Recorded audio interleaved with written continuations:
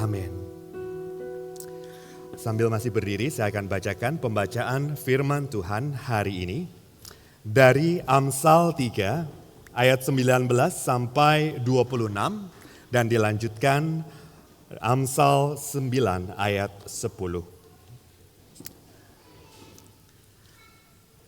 Dengan hikmat, Tuhan telah meletakkan dasar bumi. Dengan pengertian ditetapkannya langit. Dengan pengetahuannya air samudra dalam berpencaran. Dan awan menitikkan embun. Hai anakku, janganlah pertimbangan dan bijaksana menjauh dari matamu. Peliharalah itu. Maka itu akan menjadi kehidupan bagi jiwamu dan perhiasan bagi lehermu. Maka engkau akan berjalan di jalanmu dengan aman dan kakimu tidak akan terantuk. Jika engkau berbaring, engkau tidak akan takut, tetapi engkau akan berbaring dan tidur nyenyak. Janganlah takut kepada malapetaka yang tiba-tiba atau kebinasaan orang fasik apabila datang menerpa, karena Tuhanlah yang akan menjadi sandaranmu dan akan menghindarkan kakimu dari jerat. Demikianlah pembacaan firman Tuhan, berbahagialah yang mendengar, merenungkan, dan melakukannya. Saudara persilahkan untuk duduk. Selamat pagi saudara-saudara, nama saya Stefanus Pradana, senang sekali untuk kembali mendapatkan kesempatan untuk membagikan kebenaran firman Tuhan kepada saudara hari ini. Dan selalu bagi saya kesempatan untuk melayani di gereja lokal sendiri merupakan satu privilege, apalagi kalau boleh partnership dengan gereja-gereja lokal yang lainnya untuk boleh sama-sama membahas kebenaran firman Tuhan. Saudara, siapa di antara saudara yang mengenal sosok ini? Ada yang mengenal sosok ini? Tidak ada, oke. Tapi saudara boleh angkat tangan kan ya? Sudah pada mandi semua hari ini? Oke, enggak ada, that's okay. Yang penting saudara bisa kenal Yesus. Beliau adalah Jordan B. Peterson. Ya, beliau adalah seorang psikolog klinis, ya, bukan klinis saudara, tapi klinis, ya, clinical psychologist. Dan beliau juga pengarang dari buku 12 Rules for Life, the best of best sellers. Nah, saudara, saking larisnya selama pandemi ya, ketika kita pada rebahan semua nungguin job keeper, beliau menulis sequelnya, Beyond Order, 12 Morals for Life. Dan bisa saudara duga, laris manis juga. Dan beliau juga sering mengadakan speaking tour ya. Bagi saudara yang gak gitu tahu speaking tour itu apa, itu tuh kayak konser tapi dia gak nyanyi. Tapi dia itu ngajar gitu ya, ala-ala khotbah gitu. Dan saudara bisa tebak nggak siapa audiens terbesar darinya? Siapa yang paling banyak datang mengikuti speaking toursnya? Saudara bisa tebak? Tante-tante? Oma-oma? Bukan. Ini foto dari speaking tours beliau. Ya, muka-muka seperti apa yang paling banyak kelihatan? Ya, saudara bisa kelihatan jelas nggak ya? Kalau saudara nggak bisa kelihatan jelas, saudara bisa maju ke depan atau next time itu bawa teropong gitu ya. Jadi dari atas itu bisa lihat lebih jelas lagi. Kira-kira siapa saudara? Siapa yang muka-muka siapa yang paling kelihatan banyak di sini? Young man, cowok umur 20 sampai 35 tahun. Saudara kaget nggak? Saya sih kaget waktu tahu itu. Karena coba saudara pikirin ya, kita itu hidup di dalam dunia yang menekankan kebebasan tanpa batas. Tetapi justru jutaan young men yang kita pikir cuma peduli pada 3G, ya, bukan Gospel Growth Group, tapi gathering, gyms, and games, rela bayar $100 atau lebih untuk dikuliahin sama om-om tentang aturan hidup. Aneh gak saudara? Saya sempat nggak ngerti juga, tapi teman ngobrol kita semua, ChatGPT, memberikan insight seperti ini. Peterson memberikan nasihat praktis tentang bagaimana mengembangkan diri. Ya, mengembangkan diri itu self improvement ya saudara ya, bukan menggedutkan badan gitu ya. Menetapkan tujuan hidup, menghadapi tantangan hidup. Banyak orang muda yang merasa terbantu dengan tuntunannya dalam hal pekerjaan, relasi, dan kesehatan mental. Saudara, Peterson memberikan mereka hikmat untuk menavigasi hidup mereka dengan baik. Mereka merasa hidupnya berantakan, kebebasan tanpa batas ternyata justru membawa mereka merasa hampa. Mereka butuh arahan. Dan sebenarnya ini saudara, bukan hanya anak muda, kita semua membutuhkan hikmat untuk bisa menjalani hidup kita dengan baik. We need wisdom to live well. Nah, sekarang pertanyaannya saudara, dari mana kita mencari hikmat dalam menjalani hidup ini? Where do we find wisdom to navigate our life well? Dari mana kita mencari tuntunan dalam mengatur rumah tangga, dalam mengatur relasi kita, dalam mengatur waktu dan keuangan kita? Dari mana kita belajar semuanya itu? Dari mana kita belajar mencari hikmat dalam menghadapi emosi diri yang bergejolak, anak yang memberontak, manajer di kantor yang nyebelin, atau teman kelompok yang mager? Dari mana kita menemukan hikmat supaya kita bisa menjalani hidup kita dengan baik? Saudara, di zaman dulu kita biasanya belajar dari orang-orang di sekitar kita, ya, dari orang tua, dari keluarga, dari teman dekat, atau dari orang-orang yang punya otoritas, ya, seperti guru, gitu ya, pendeta, mentor, gitu. Dan tentunya dari ahli, ya, dari para spesialis, orang-orang yang memang spesialis di bidangnya. Saudara, zaman dulu sebelum zaman internet, kita belajar dari buku-buku yang mereka tulis, betul? Jadi kalau saudara ingin uang saudara bekerja bagi saudara, saudara belajar dari Robert Kiyosaki. Beli Rich Dad and Poor Dad. Ya, kalau saudara punya Poor Dad, mungkin saudara nongkrong seharian di Gramedia baca itu. Dan sekarang pun kita masih belajar dari para spesialis. Soal keuangan kita belajar dari Warren Buffett, soal kepemimpinan kita baca Sven Jaya, soal kreativitas kita belajar dari Austin Kleon, ingin merasa empowered kita cari Oprah, ingin punya rumah yang rapi ya cari istri lagi, bukan, cari Marie Kondo. Tapi hari ini saudara, kita punya sumber hikmat yang lain. Dari sosial media persona atau mungkin istilah kerennya influencer atau content creator. Dan sebagian dari mereka memang ahli di bidangnya dan mereka menggunakan media sosial untuk berbagi ilmu. Tapi enggak selalu seperti itu. Many are just famous, not necessarily wise or skilled, but they're attractive, charismatic, confident, and funny.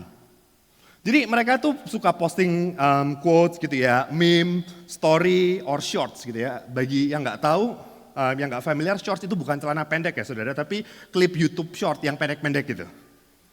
Dan dari situ saudara, kita belajar fashion, kita belajar fitness, kita belajar traveling, kita belajar pengembangan diri, kita belajar parenting juga bahkan.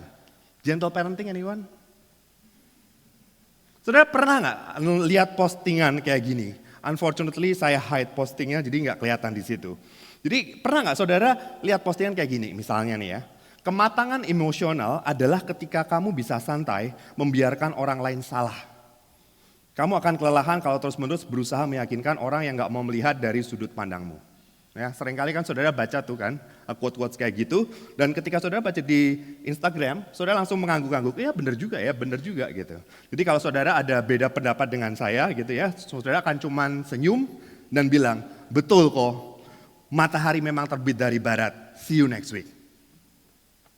Saudara, zaman sekarang kita banyak belajar hikmat dari para spesialis dan influencers ini. Lebih bahkan dari orang tua apalagi pendeta. Nah pertanyaannya saudara yang perlu kita pikirkan, apakah mereka itu cukup bijaksana untuk menjadi panutan hidup kita? Bisakah mereka menjadi sumber hikmat yang utama bagi kita? Are they wise enough to be the source of wisdom for us? Saudara kenal nggak si manis ini ya? Bukan dari jembatan Ancol, tapi dari Jepang. Saudara kenal? Marie Kondo, a professional tidier, tukang bersih-bersih profesional. Ya, bukan asisten rumah tangga, tapi beliau membagikan tips untuk merapikan rumah. Konon dengan begitu hidup kita akan berubah jadi ikutan rapi. Nah, kira-kira intinya begini, Marie Kondo 101. Buang semua barang yang tidak membuat saudara happy, doesn't spark joy, lalu rapikan sisanya berdasarkan kategori. Dengan begitu hidup akan terasa lebih bahagia dan lebih bermakna. Dan banyak orang, dan mungkin saudara juga, mengikuti nasihatnya. Namun beberapa waktu yang lalu, saya membaca ini saudara. Marie Kondo mengaku sudah menyerah pada kerapian ekstrim setelah memiliki 3 anak. Katanya, rumah saya sekarang berantakan. Selama ini saya profesional di bidang kerapian, saya berusaha menjaga rumah tetap rapi setiap saat. Tetapi sekarang saya sadar, yang lebih penting bagi saya adalah menikmati waktu bersama anak-anak di rumah. Saudara bisa lihat bukan? Pandangan hidupnya, hikmatnya berubah. Karena apa? Karena situasinya, karena kondisinya, karena stage of life-nya berubah. Dan ini yang kita perlu pikirkan dengan serius. Ini mengajarkan kita sesuatu.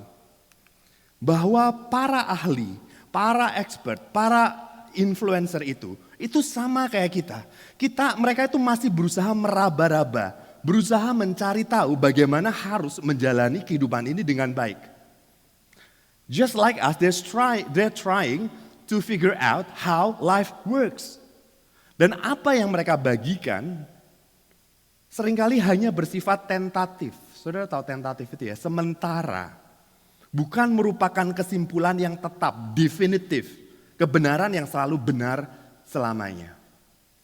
So just like us, this expert, this influencer, social media creator, they're still trying to figure out how life works. And their wisdom is still tentative, not definitive. Mereka itu hanya manusia biasa seperti saudara dan saya yang terbatas dan bisa salah. Terutama ketika mereka sedang mengalami perubahan besar dalam hidupnya. Alisa Childers, seorang apologet Kristen, dia pernah menulis kalimat yang sangat makjeleb buat saya. Ini kata-katanya, saya terjemahkan dalam bahasa Indonesia. Hari ini kita melihat banyak penulis, influencer, dan motivator yang menjual cerita perubahan hidup mereka sebagai model bagi orang lain. Seringkali nasihat mereka berasal dari keputusan besar yang baru mereka ambil. Keputusan yang saat ini membuat mereka merasa bahagia, tetapi belum teruji oleh waktu. Kadang buku mereka terbit hanya beberapa bulan setelah mereka mengalami krisis besar dalam hidup mereka. Entah itu perceraian, perubahan identitas, atau bahkan pergumulan iman. Yang mereka pikir akan membuat mereka menemukan jati diri mereka. Dan ini yang dia nasihatkan kepada kita. Berhati-hatilah, jangan mendengarkan nasihat dari seseorang yang mengalami krisis besar dalam hidupnya. Saudara setuju nggak? Saya setuju. I think she's absolutely right. Kita perlu berhati-hati mendengarkan nasihat dari orang lain, apalagi jika orang itu baru atau bahkan sedang mengalami krisis besar dalam hidupnya. Bukan berarti mereka ingin menyesatkan kita, bukan artinya mereka ingin memanipulasi kita. Hanya saja mereka pun masih sedang berusaha mencari-cari. They're still trying to find their own way. Karena itu tidak bijaksana kalau kita menjadikan mereka sebagai sumber hikmat tertinggi dalam hidup kita. Setuju ya saudara ya? Lalu pertanyaannya begini, kalau hikmat manusia itu terbatas dan bisa berubah-ubah, dari mana kita bisa menemukan hikmat yang sejati? The wisdom that is sure, unchanging, and always true. Hikmat yang bisa menjadi dasar hidup kita. Let me show you the elephant in the room. Bagaimana kalau kita mencari hikmat, arahan, dan tuntunan hidup kita dari Allah sendiri? What if? We look for wisdom, guidance, and instruction from God Himself. That sounds obvious, doesn't it? Namun kenyataannya, kalau kita mau jujur, kita tidak menghidupinya, bukan? Tapi saya ajak saudara untuk berpikir seperti ini. Saudara, Allah adalah pencipta langit dan bumi. Dialah yang menciptakan segala sesuatu yang ada. Dan tentu saja Dia tahu bagaimana kehidupan ini seharusnya berjalan. Dia tentunya bagaimana caranya kita hidup. Sehingga hidup kita bisa berjalan dengan baik. He surely knows how life works. Amin. Karena itu coba kita pikirkan, siapa lagi yang lebih bijaksana dari Allah? Siapa lagi yang bisa menjadi sumber hikmat yang sejati selain dari Sang Pencipta itu sendiri? Saudara, inilah adalah inti dari Amsal 3 ayat 19 sampai 26 yang tadi kita baca. Dengan hikmat Tuhan telah meletakkan dasar bumi. Dengan pengertian ditetapkannya langit. Dengan pengetahuannya air samudra dalam berpencaran dan awan menitikkan embun. Saudara, ayat-ayat ini mengatakan bahwa Allah menciptakan dunia ini itu dengan hikmat. Ia tidak menciptakan alam semesta dengan acak, dengan sembarangan, asal jadi. Dia menciptakan dengan maksud, dengan tujuan, dengan tatanan, dengan perencanaan yang jelas. Seperti seorang arsitek yang menggambar sketsa rancangan sebelum batu pertama diletakkan, demikian Allah merancang dunia ini sesuai dengan rencananya. Karena itu saudara, ada keteraturan dalam alam semesta. Ada struktur, ada tatanan yang tertanam dalam setiap bagian dari alam semesta ini, dalam kehidupan ini. There is order and structure in God's world. Pakai yang gampang, bahasa yang gampang. Dunia ini itu ada aturan mainnya dan Allah lah yang menetapkan aturan itu. God doesn't just know how life works. He's the one who decides how life should work. That's why anyone who lives in harmony with God's order, according to His wisdom, will experience a flourishing life.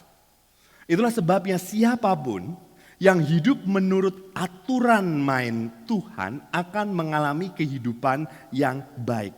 Bahkan di tengah masalah dan pergumulan yang dihadapinya. Saudara, ketika kita mencari hikmat dari Allah, Ia akan menuntun kita untuk berjalan sesuai dengan aturan mainnya, sesuai dengan tatanan, sesuai dengan struktur yang Allah miliki untuk kehidupan ini. When we seek wisdom from God, He show us how to live in rhythm with the way He built this world to work. And you start moving with the grain of creation, not against it. And when we do that, we will flourish. Karena itu Amsal 3 ayat 21 sampai 26 berkata, "Hai anakku, janganlah pertimbangan dan kebijaksanaan menjauh dari matamu. Peliharalah itu." Apa artinya saudara? Pegang teguh hikmat Allah. Fokus akan hikmat. Fokus akan kebenarannya. Perhatikan, jangan abaikan kebenaran Allah. Dan inilah hasilnya. Maka itu akan menjadi kehidupan bagi jiwamu dan perhiasan bagi lehermu. Engkau akan berjalan di jalanmu dengan aman dan kakimu tidak akan terantuk. Jika engkau berbaring, engkau tidak akan takut, tetapi engkau akan berbaring dan tidur nyenyak. Janganlah takut pada malapetaka yang tiba-tiba atau kebinasaan orang fasik apabila datang menerpa, karena Tuhanlah yang akan menjadi sandaranmu dan akan menghindarkan kakimu dari jerat. Kehidupan keamanan, lepas dari ketakutan, dan tidur yang nyenyak. Inilah berkat yang mengalir ketika kita berpegang teguh kepada hikmat Allah. Saudara, hikmat Allah inilah yang akan membawa kepada kehidupan yang berkelimpahan dan melindungi kita dari bahaya. Saudara, perhatikan seperti ini, bahwa Allah memberikan kita kehidupan yang baik. Allah melindungi kita dari bahaya melalui hikmat-Nya. Jadi ketika kita berjalan di dalam hikmat-Nya, kita akan berjalan di dalam kehidupan yang baik dan terlindung dari bahaya. Allah memberikan itu semua melalui hikmat-Nya. Saudara, saya berikan contoh seperti ini. Ketika saudara disakiti oleh orang, apa yang Alkitab ajarkan? Ketika seseorang menyakiti kita, Allah mengajarkan kita untuk mengampuni, bukan membalas dendam. Saudara, kita seringkali melihat ini sebagai hukum moral saja, aturan moral saja. Tapi ini sebenarnya merupakan bagian dari tatanan, bagian dari order and structure yang Allah punya bagi dunia ini. Karena itu Amsal berkata, Janganlah berkata, sebagaimana ia memperlakukan aku, demikian kuperlakukan dia. Jika seterumu lapar, berilah ia makan roti. Jikalau ia dahaga, berilah ia minum air. Karena engkau akan membuatnya malu seperti menimpun bara api di atas kepalanya, dan Tuhan akan membalaskan kebaikan itu kepadamu. Saudara, pengampunan dan kebaikan bukan pembalasan, itulah cara hidup yang sesuai dengan tatanan Allah. That's how life really works. Saudara, balas dendam walaupun mungkin akan memuaskan kita sesaat, tetapi pada akhirnya akan memperdalam luka kita dan merusak hidup kita. Betul? Kalau nggak salah nonton The Glory. Namun ketika kita memilih untuk mengampuni, hidup kita akan dipulihkan. Pengampunan itu membebaskan kita.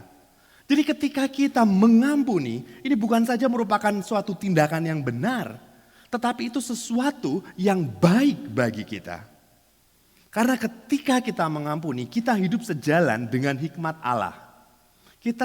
Kita berjalan di dalam tatanan, kita berjalan di dalam order dan structure yang Allah miliki bagi kehidupan ini. Dan ini baik bagi kita. Because when we forgive, we are moving with the grain of creation, not against it.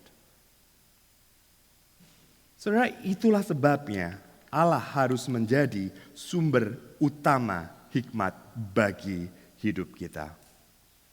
We need to listen to Him if we want to live well. Nah, mungkin saudara kritis dan punya pertanyaan seperti ini. Jadi kalau begitu, apakah kita hanya boleh membaca Alkitab and nothing else? Tentu tidak. Karena apa saudara? Karena di dalam kasih karunia-Nya, Allah juga memberi apa yang seringkali disebut sebagai anugerah umum, common grace. Artinya bahkan orang-orang yang tidak mengenal Kristus, mereka pun masih bisa menemukan, mereka bisa memahami sebagian kebenaran Allah di dalam dunia ini. Everyone can discover truths about how our minds work, how to lead well, how relationship functions, and even how technology can serve people. Karena itu saudara, tidak salah kita tetap bisa belajar dari para ahli, para narasumber, para influencer, atau life coach. Meskipun mereka bukan pengikut Kristus. Tetapi, ini yang penting, sumber utama kita harus tetap Alkitab. Sumber makanan utama kita adalah firman Allah. Karena Alkitab adalah wahyu khusus Allah, special revelations Allah bagi kita umatnya. Dan di dalamnya Allah menyatakan kebenarannya yang teguh, yang tidak berubah, dan tidak tergoyahkan. Jadi ketika kita ingin sungguh bertumbuh dalam hikmat, maka makanan utama kita haruslah firman Tuhan. Firman Tuhan itulah yang membentuk kita, yang membentuk cara pandang kita, membentuk hati kita. lebih dari apapun. Dan firman Tuhan itulah yang harus menjadi dasar yang kokoh bagi seluruh kehidupan kita. Dan ketika kita membaca buku atau Instagram quote, kita dengerin podcast atau TED Talks, bahkan nonton film, kita perlu melakukannya dengan discernment. Ya, saya nggak tahu bahasa Indonesia discernment itu apa ya. Tapi in a sense kayak kita perlu melihat segala sesuatunya dari kacamata firman Tuhan. Kita perlu menyaring apapun yang kita baca, lihat, dan dengar. Alkitab harus menjadi saringan, ukuran, patokan yang menilai segala sesuatu yang kita dengar dan baca. The Bible must be the grid through which all other sources are tested. Karena hanya Alkitab yang tidak pernah salah. Sumber-sumber lainnya, seberapapun menarik dan seberapapun inspiratifnya, tetap bisa keliru. Nah, saudara, bagaimana praktisnya? Brad McCracken, editor senior dari The Gospel Coalition, kalau saudara suka baca Christian website, dia menggagas satu konsep yang saya rasa sangat membantu gitu ya.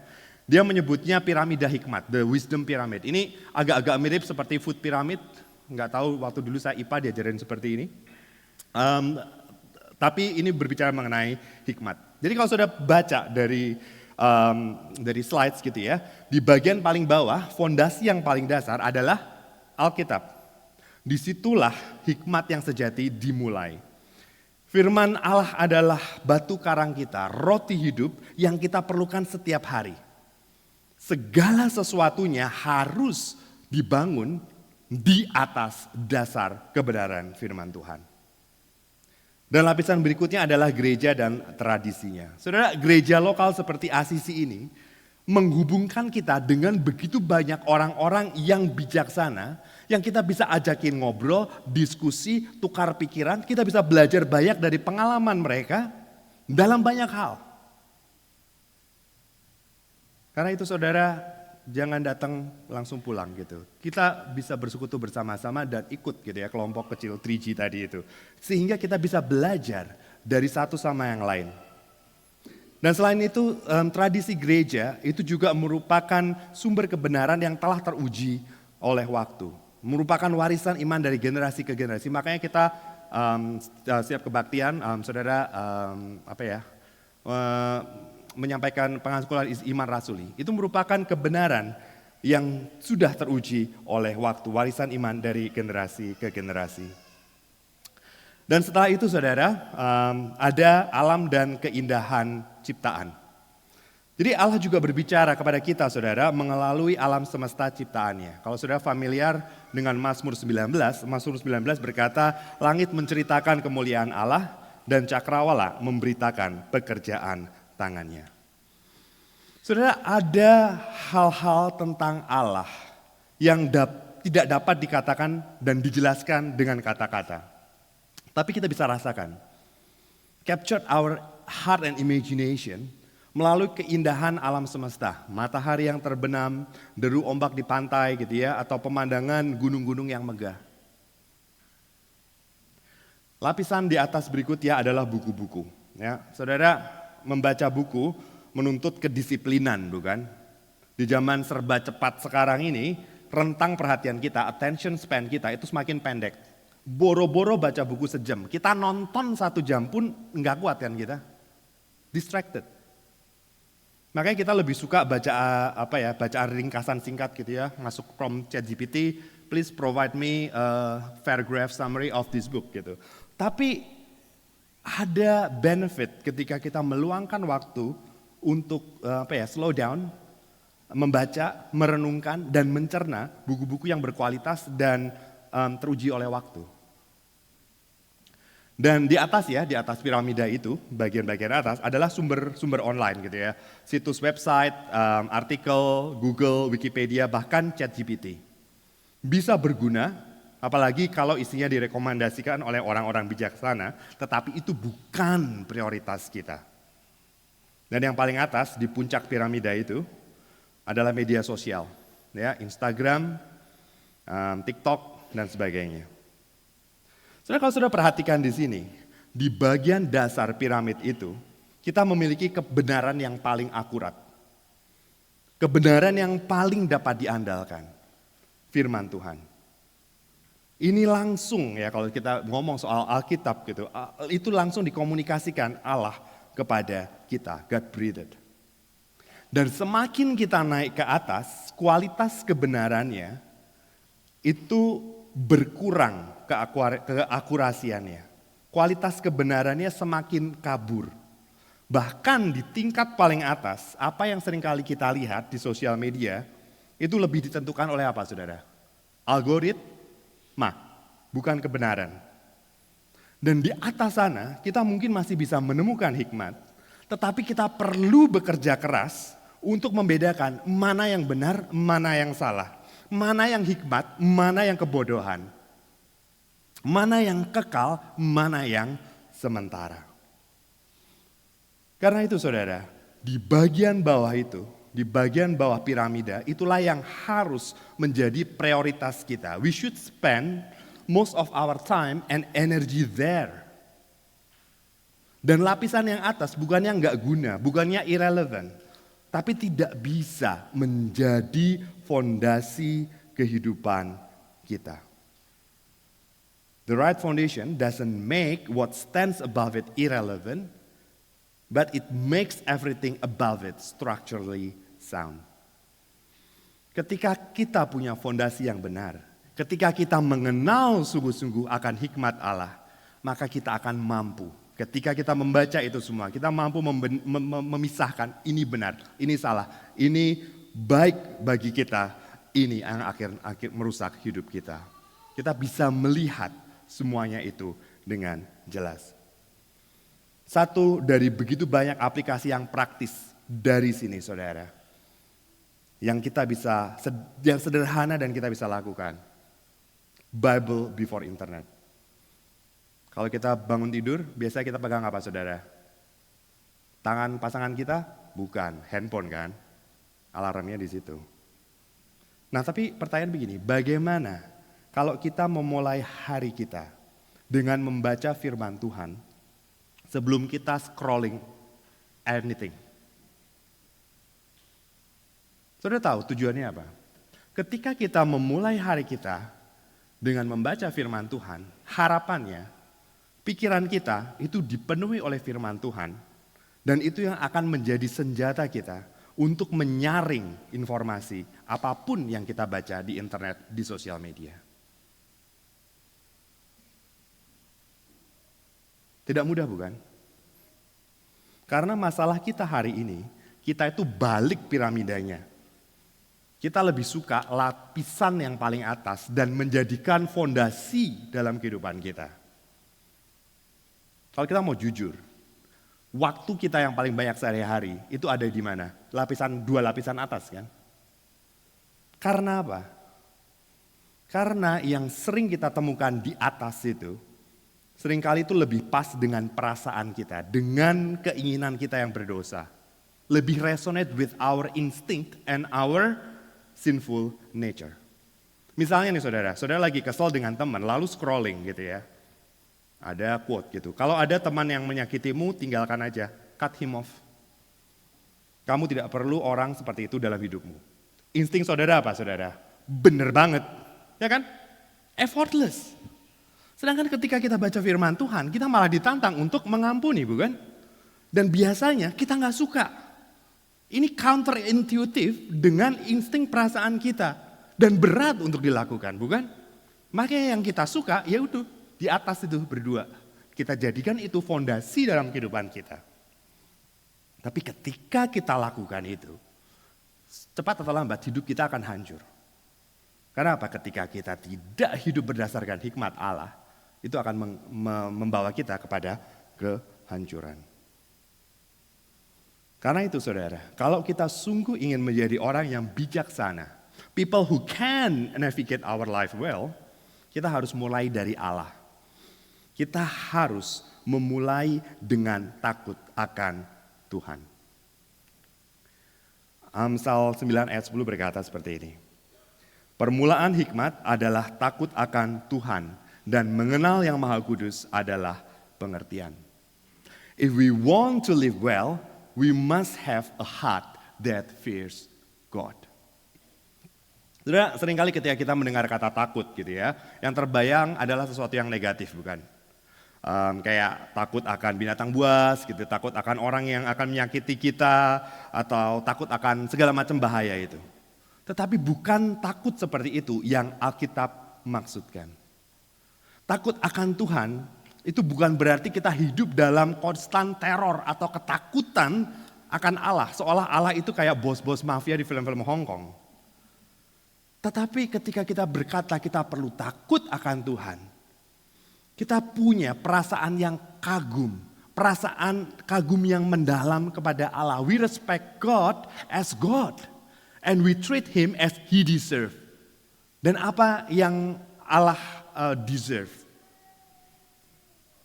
Kita memberikannya kemuliaan. Kita menghormati Dia sebagai Allah yang besar, pencipta alam semesta. Dan kita memperlakukan Dia sebagaimana layaknya Tuhan atas hidup kita. Artinya kita memberi Dia kemuliaan, kita mempercayai Dia sepenuhnya. Dengan rendah hati kita mengakui keterbatasan kita. Dan berhenti mengandalkan pengertian kita sendiri. Kita bertobat dari mempercayai para ahli, life coach, influencer, social media creator lebih dari Tuhan. Dan dari hari ke hari, demi hari kita memilih menaruh kepercayaan kita kepada Tuhan di atas segalanya.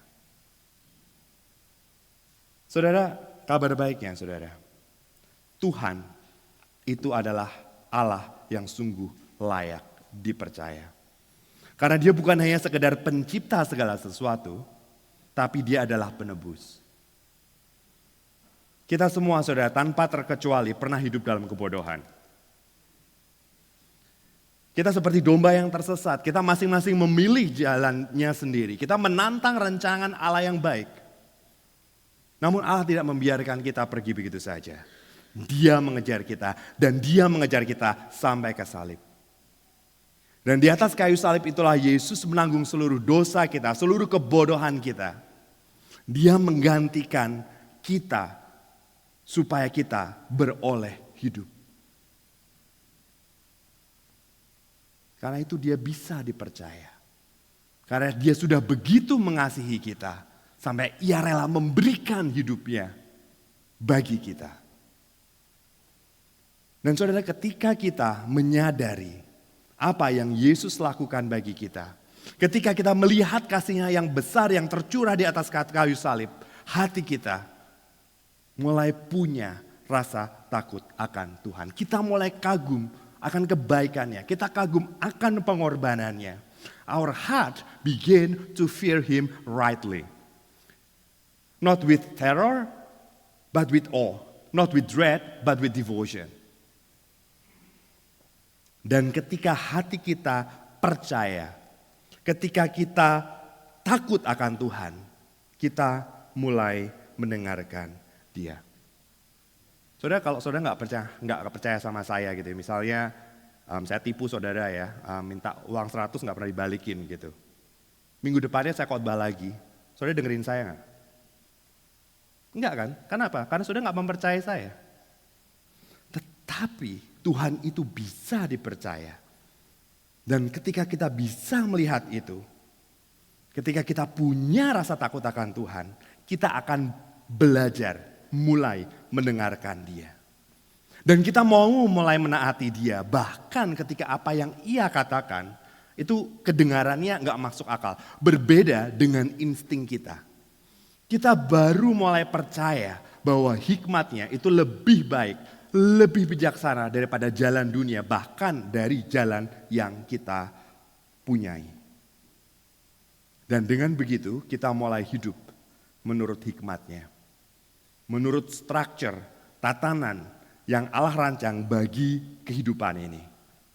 Dan ketika itu terjadi, di sanalah kita akan menemukan hidup yang sejati. The flourishing life. Friends, do you want to live well?